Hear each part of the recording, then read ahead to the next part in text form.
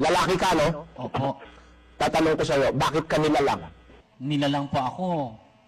Hindi po dahil sa babae, kapatid na Eli. Very good. Dapat alam mo yan. So, hindi ka dapat magpakamatay dahil sa babae. Bobo ka. Opo, lalabas po, ganun. Meron lalaki nagpapakamatay dahil sa babae. Opo, tumatalon sa kung saan-saan eh. Oo. Akala niya, ang buhay niya, iniukol ng Diyos sa babae. Mali ka. Si Adan, lalaki yan, no? Opo, lalaki po si Adan eh. Ngayon, ginawa siya ng Diyos, tama? Tama po.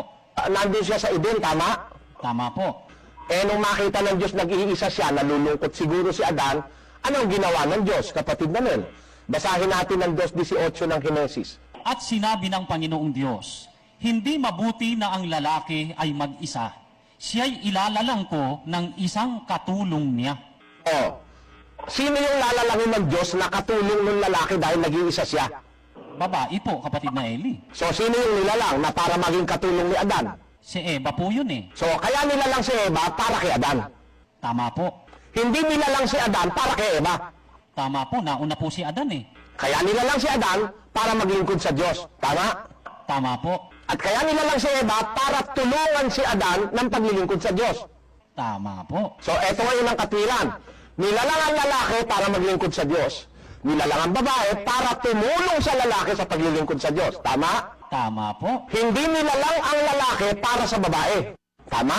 Tama po. Kundi ang babae nilalang para sa lalaki sa pagtulong sa paglilingkod sa Diyos. Tama? Tama po. Para maintindihan niyan ganito, mga kababayan. Yun po damit, ginawa para sa katawan. Tama? Tama po. Hindi ang katawan ang ginawa para sa damit. O ang damit ang ginawa para sa katawan. Kaya yung damit susunod sa katawan. Tama? Tama po. Kung halimbawa ang katawan ay mataba, ang igagawa mong damit para sa matabang katawan. Susunod yung damit sa katawan. Tama? Tama po. Hindi basta uunahin mo yung damit, kung yun ay napaluwang, ang gagawin mo, lalamon ka ng lalamon para kumasya dun sa damit yung katawan. Hindi ba, ganun ba, Bradman? Mali po, hindi po ganun, kapatid na Eli. Yung damit, ginawa para sa katawan, para sumunod yung damit sa katawan. Hindi yung katawan ang susunod sa damit. Ang lalaki, hindi ginawa para sa babae, kundi para sa Diyos. So, ang lalaki maglilingkod sa Diyos. Yun namang lalaki, hindi ginawa para sa babae. O kasi nga, maglilingkod siya sa Diyos eh. Yung babae, ang ginawa para sa lalaki. Ano ibig sabihin? Susunod yung babae sa lalaki. Tama ba yun, Bradman? Tama po yan, kapatid na Eli. Gaya ng pagsunod ng katawan, ay yung damit na ginawa para sa katawan, yung katawan ang lalapatan ng damit. Hindi yung ang katawan ang lalapat sa damit. Ang damit ang susunod sa katawan, hindi yung katawan ang susunod sa damit. Ganun ang ibig sabihin ni Pablo, yung babae susunod sa lalaki at hindi yung lalaki ang susunod sa babae. Yung lalaki susunod sa Diyos. Yung babae susunod sa lalaki kasi ginawa siya para sa lalaki makatulong sa paglilingkod sa Diyos. Tama? Tama po. Kaya bawal po sa iglesia ang under Bisaya. Tanong mo nga sino sa mga kababayan natin nandyan ngayon ang mga under Bisaya, kapatid namin. Mayroon po ba? Tawag po ng iba, takosa. Mayroon po ba dito sa inyo niyan, mga kapatid? Sana po wala. Ay, mahirap umamin dyan, Bradman, na under Bisaya sila. Tanungin mo na lang, sino naman kaya ang mga babae dyan na nang under Bisaya? Sige nga po, umamin nga po kayo, mga kapatid. Hindi rin sila palagay ko aamin, Brad Roland, dahil mapapahiya sila pag umamin sila. Pero gusto ko lang ma-convey sa kanila, maitawid sa kanila yung aral ng Diyos, na ang babae nasa ilalim ng lalaki. Kaya ang babae, pag nananalangin, kailangan may lambong sa ulo. Dahil sa kanyang ulo, dapat magdaladala siya ng tanda ng kapamahalaan. Basahin natin ang 11 Gs. Dahil dito'y nararapat na ang babae ay magkaroon sa kanyang ulo ng tanda ng kapamahalaan dahil sa mga anghel. Tamo, kapatid namin, ang babae pala dapat magkaroon sa kanyang ulo ng tanda ng kapamahalaan dahil sa mga anghel, kapatid namin. Kailangan pala yun sa mga babae na meron ka sa ulong tanda ng kapamahalaan. At yung tanda ng kapamahalaan, yun yung lambong. Na ibig sabihin, pag naglalambong ka sa panalangin sa Diyos, ipinakikita mo na mayroong nakakasakop sa iyong ulo. May nakakataas pa sa ulo mo. Ang ulo mo, yung lalaki, at ang nakakasakop sa kanya na nilirepresenta ng lambong, si Kristo, kapatid namin. Napakaganda nung aral na yun ng bagong tipan, ano? Kaya pala pag ang lalaki nananalangin, dapat wala siyang lambong. Kasi ang ulo niya si Kristo eh. Hindi mo dapat lambungan kasi si Kristo na ang kataas-taasan eh. Lalaki ka, ang pinakaulo mo si Kristo, kataas-taasan na siya sa iglesia, walang dapat na mas mataas pa sa kanya, kaya wala kang lambong kung lalaki ka. Pero yun naman babae, pag ikaw ang nananalangin, may nakakataas pa sa'yo, yung lalaking sumasakop sa'yo, kailangan may lambong yung ulo mo.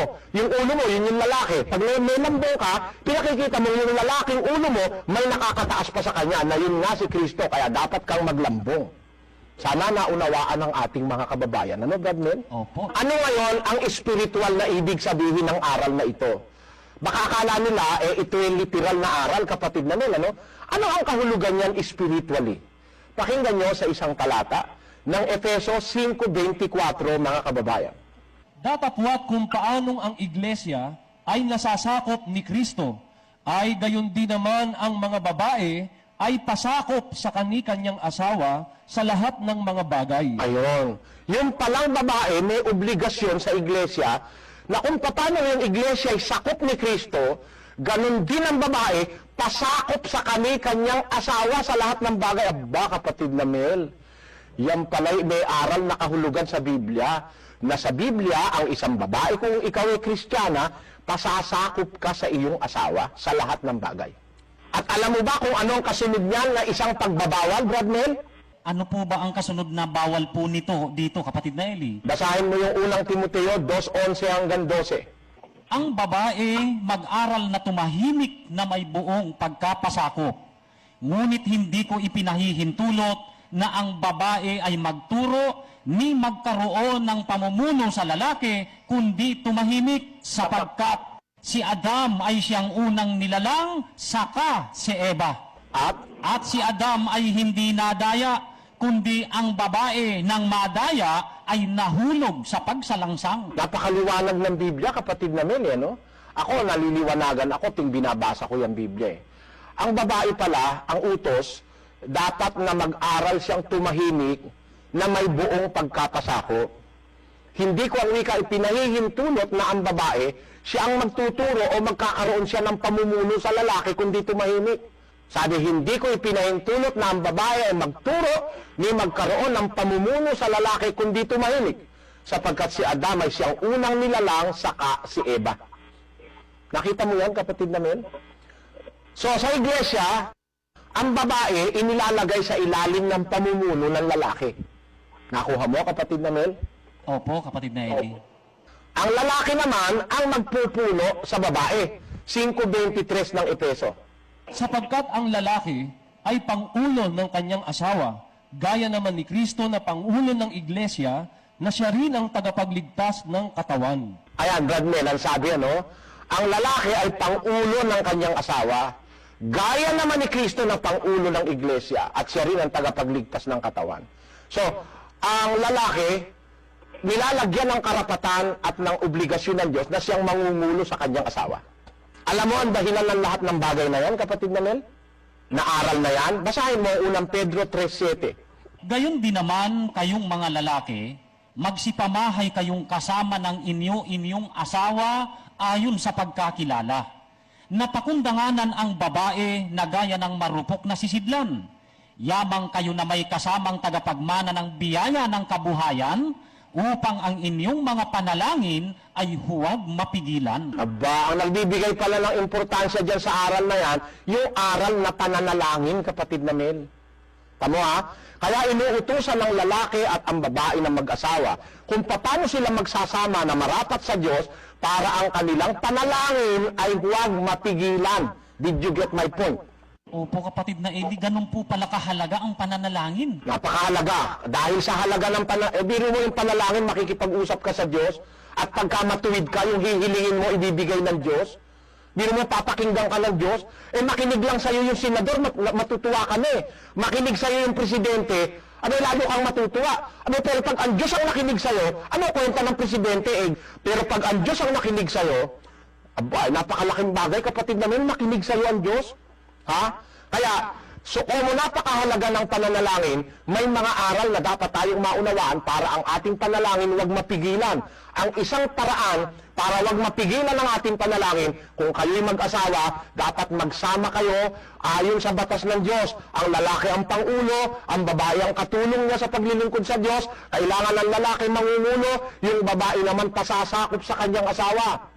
Kailangan ng lalaki mamahay na kasama ng asawa ayon sa pagkakilala at pakundanganan ng babae gaya ng marupok na sisidlan upang ang inyong panalangin ay huwag mapigilan. So, nakakapigil pala sa panalangin pag hindi mo alam makisama sa asawa, kapatid na Mel. May aral ang Diyos sa pagsasama ng lalaki at ng babae. Para huwag mahadlangan ng panalangin at mapigilan, dapat magsama pala ang babae at lalaki sa iglesia o ang mag-asawa ayon sa batas ni Kristo, kapatid na Mel. Basahin natin ang 1 Pedro 3:7. Ganito nakasulat. Gayon din naman kayong mga lalaki, magsipamahay kayong kasama ng inyong asawa ayon sa pagkakilala. Napakundanganan ang babae na gaya ng marupok na sisidlan. Yamang kayo na may kasamang tagapagmana ng biyaya ng kabuhayan upang ang inyong mga panalangin ay huwag mapigilan. So, nagpapakilala ito ng halaga ng pananalangin. Pero isa-isahin natin, kapatid na Mel. Ulitin mo ang 3:7 sa umpisa, tapos tumigil ka dun sa unang pangungusap. Gayon din naman kayong mga lalaki, magsipamahay kayong kasama ng inyong asawa ayon sa pagkakilala. Tamo, ang utos pala sa lalaki, kapatid na Mel, mamamahay ka kasama ng asawa mo. Hindi ka kasama ng magulang mo. Hindi pwede mag-aasawa ka, tapos yung asawa mo, magkahiwalay kayo. Dapat meron kayong papamahayan, kapatid na Mel. Magsisipamahay kayo kasama ng inyong asawa. Gusto ng Diyos, ang lalaki at babaeng mag-asawa, magkasama. Para maganap yon, basahin natin ang utos sa Mateo 19:5. At sinabi, dahil dito'y iiwan ng lalaki ang kanyang ama at ina, at makikisama sa kanyang asawa, at ang dalawa ay magiging isang laman. Kaya nga, hindi na sila dalawa, kundi isang laman. Ang pinapagsama nga ng Diyos ay huwag papaghiwalayin ng tao. Napakaliwanag ng aral, kaya pala pag nag-asawa ka, makikisama sa asawa mo, para maganap mo yung makikisama at makikipamahay ka sa iyong asawa, iiwan mo yung tatay mo at nanay mo pag mag-aasawa ka. Hindi pwede, mag-aasawa ka, isasaksak mo sa magulang mo yung asawa mo, magkakadalawa pa kayong palalamunin. Maraming nag-aasawa, hindi alam itong aral na ito, Brad Mel eh. Kailangan pala, pag mag-aasawa ka, iiwan mo ang tatay mo at nanay mo, magsasama kayong mag-asawa, mamamahay kayong magkasama, dapat may bahay kayo, kapatid na Mel. Kasi pag hindi kayo iiwalay sa magulang, maraming problema. Maaari hindi gusto ng magulang mo yung napangasawa mo, pipintasan yan, sasabihin tamad, batugan, etc. Lalo na pag ang babae naglilihi na. Ang babae pag naglilihi, gusto tulog ng tulog, laging nakahiga, laging nakakunyapit sa asawa. Pagka nandun ka sa bahay ng biyenan mo, pipintasan ka lang. Kaya para maiwasan mo kung ano-ano, mga chismisan, mga pintasan, pag mag-aasawa ka, kung lalaki ka, dapat maghanda ka ng matitirahan mo.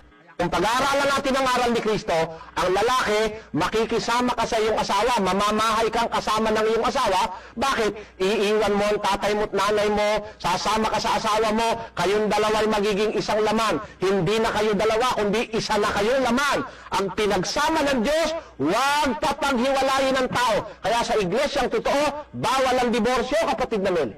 Sa Katoliko, may diborsyo. Sa Protestante, may diborsyo. Sa kung ano-anong reliyon, may diborsyo. Sa atin, hindi natin ipinahihintulot na yung mag-asawa ay maghihiwalay pa pag nasa iglesia na. Siguro, sa labas ng iglesia, pwede na nakapag-asawa ka, nakadalawa ka, nahiwalay ka, ganun. Pwede yun.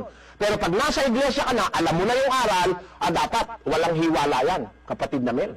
Dapat po pala sa pag-aasawa, sigurado po, kapatid na Eli. Kailangan pagka magpapakasal ka sa loob ng iglesia, siguraduhin mong mahal mo yung babae at mahal ka naman. Baka mamaya, hindi naman totohanan. Paghihiwalay kayo, hindi tama sa harap ng Diyos yan, kapatid namin. Malaking kasalanan yan.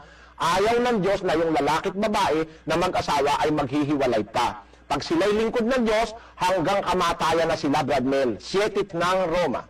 Sapagkat ang babae na may asawa ay itinali ng kautusan sa asawa, samantalang ito ay nabubuhay.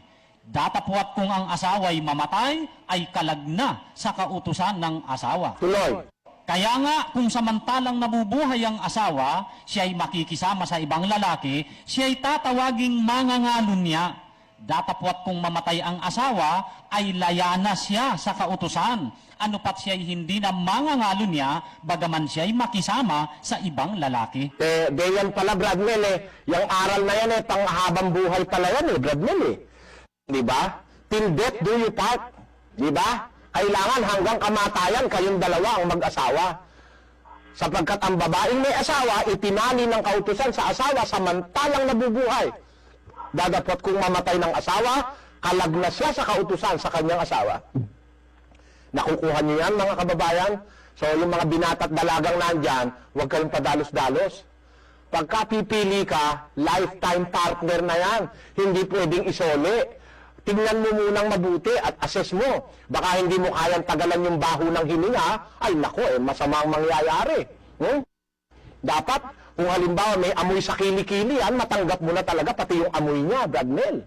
Basahin natin ang 5 ng Efeso, versikulo 28. Gayon din naman, nararapat ibigin ng mga lalaki ang kani-kanyang sariling asawa, na gaya ng kanilang sariling mga katawan. Ang umiibig sa kanyang sariling asawa ay umiibig sa kanyang sarili. Sapagkat walang sino man na napuot kailanman sa kanyang sariling katawan, kundi kinakandili at minamahal, gaya naman ni Kristo sa iglesia. Paano mo dapat ibigin ang asawa mo, kapatid na Mel? Ang pagkakasabi po, nararapat pong ibigin ng mga lalaki ang kani-kanyang sariling asawa, na gaya ng kanila pong sariling mga katawan. Ayon. Alam mo ba kahulugan yan, kapatid na Mel? Ang sabi ng banal na kasulatan, salita ng Diyos yan, iibigin ng lalaki ang kanyang asawa, gaya ng kanyang sariling katawan. Yung pagsasama ng mag-asawa, dapat nasa lugar. O, mamahalin mo yung asawa mo, gaya ng iyong sariling katawan, ikaw na lalaki. O, pag mahal mo yung asawa mo, gaya ng iyong sariling katawan, hindi mo siya susuntukin, God Mel. Gusto mo bang sinusuntok ka? Ayaw ko po. Gusto mo bang napapahiya? Ayaw ko rin pong napapahiya. Dapat huwag mo rin ipapahiya asawa mo. Ayaw mong nasasaktan, huwag mo rin sasaktan ang asawa mo. Basta't yung ayaw mong magawa sa'yo, huwag mong gagawin sa asawa mo dahil mahal mo siya gaya ng iyong sariling katawan. Amen? Amen. At kung mahal mo siya gaya ng iyong sariling katawan, ang mangyayari, aalalayan mo siya, papakundanganan mo siya, parang marupok na sisidlan, mamahalin mo siya, kakandilihin mo siya. Ano naman ngayon ang obligasyon ng babae, kapatid namin? Ang babae naman na may asawa, para naman pakinggan din ng Diyos ang kanyang panalangin, ano dapat niyang gawin? 5:24.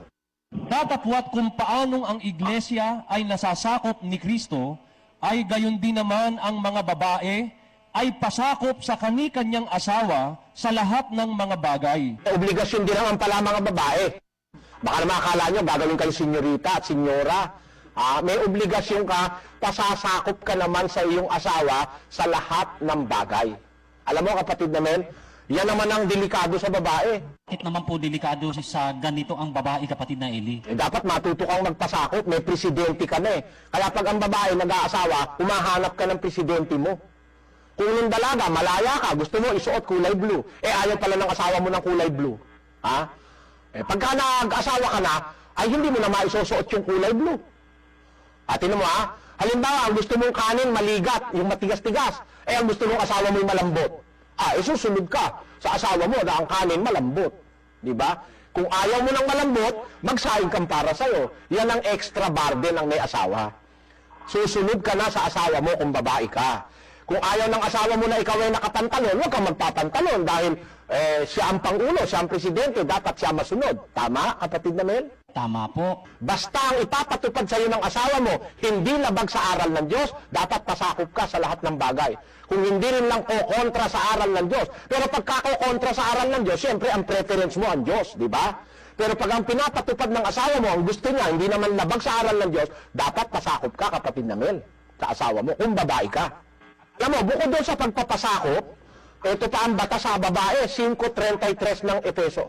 Gayunman ay umibig naman ang bawat isa sa inyo sa kani-kanyang sariling asawa gaya ng sa kanyang sarili. At ang babae ay gumalang sa kanyang asawa. Alam mo, hindi lang papasakop ka, gagalang ka sa asawa mo. Yung asawa mo, huwag mong sisigawan sa harap ng maraming tao. Ang babaeng Kristiyana, gumagalang sa kanyang asawa. Dahil alam niya, yung asawa niya, authority under Christ. Alam niya, yung asawa niya ay otoridad sa ibabaw niya at sa ilalim ni Kristo. Kaya, pag iginalang mo yung asawa mo, ang iginagalang mo si Kristo. Pag hinahamak mo yung asawa mo, ang hinahamak mo si Kristo. Kaya nga yung babae, dapat nakalambong ka sa ulo mo eh. Ipinakikita yon na yung lambong mo, you are under the subjection of your husband and Christ. Naintindihan mo yun, Brad Mel? Napakahalagang aral niyan para ang babae, pag nananalangin ka, pakinggan ka ng Diyos, magpapasakop ka sa asawa mo, gagalang ka sa iyong asawa. Yan ang dapat maintindihan dyan, Brad Mel. Pero, meron akong gustong ipapansin sa iyo sa binasa mong talata, 5:33. Pakibasa mo nga uli, Brad Mel. Gayunman ay umibig naman ang bawat isa sa inyo sa kani-kanyang sariling asawa gaya ng sa kaniyang sarili. Ayon. Alam mo, Brad Mel, hindi ba yan utos ni Kristo yan? Iibigin mo yung asawa mo gaya ng iyong sarili? Opo, utos po ito ng Panginoong Hesukristo. Tatanungin kita, kapatid na Mel, nung yung asawa mo nililigawan mo, mahal mo ba siya? Mahal ko po siya, kapatid na Eli. Iniibig mo siya, di ba? Opo. Ayan. Karaniwan naman, miski si Brad Jerry, yung asawa niya, niligawan mo ba asawa mo o pinikot ka, Brad Jerry? Niligawan po. Eh, kaya mo niligawan, mahal mo, tama? Opo. Yan. Si Brad Jerry, hindi ko na tatanungin.